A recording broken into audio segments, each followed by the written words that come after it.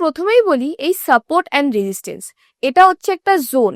এটা এরকম না যে অনেক জায়গায় আমরা দেখি যে এটাকে শুধু আমরা একটা লাইন দিয়ে দেখি, ওটা একটা পার্টিকুলার প্রাইসকে আমরা বুঝি যে একটাই পার্টিকুলার পয়েন্ট, এক্স্যাক্ট পয়েন্ট। কিন্তু অ্যাকচুয়ালিতে প্রথমে যে মিসকনসেপশনটা আছে সেটা তোমাদের বলে দিই, যে সাপোর্ট অ্যান্ড রেজিস্ট্যান্স কোনো এক্স্যাক্ট একটা পয়েন্ট হয় না, এটা একটা জোন হয়। যেই জোনে গিয়ে স্টকের প্রাইস কোনো একটা অ্যাকশন নেয়, হতে পারে সে উপরে যাবে বা নিচে আসবে বা ব্রেকআউট দেবে, কিছু একটা অ্যাকশন নেয়। তো প্রথমে এটা তুমি বুঝে নাও যে সাপোর্ট অ্যান্ড রেজিস্ট্যান্স এই দুটো হচ্ছে একটা জোন। আর ইজি ভাষায় সাপোর্ট বুঝতে হলে, সাপোর্ট হচ্ছে যেই জায়গাটায় বায়ার্সরা বসে আছে, যখনই ওই জায়গায় প্রাইস আসবে বায়ার্সরা বসে আছে যে ওখান থেকে তারা বাই করবে। সেম ভাবে রেজিস্ট্যান্স জোন কি? রেজিস্ট্যান্স জোন হচ্ছে যেখানে সেলার্সরা বসে আছে, যখন স্টকের প্রাইস ওই জায়গাটায় আসে সেলার্সরা বসে থাকে ওই জায়গা থেকে স্টকটা সেল করবে বলে।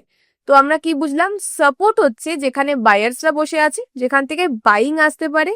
আর রেজিস্ট্যান্স হচ্ছে যেই জোনটায় সেলার্সরা বসে আছে, যে যখনও প্রাইস ওই রেজিস্ট্যান্স এরিয়াতে আসবে তারা ওখানে সেল করবে। বোঝা গেল?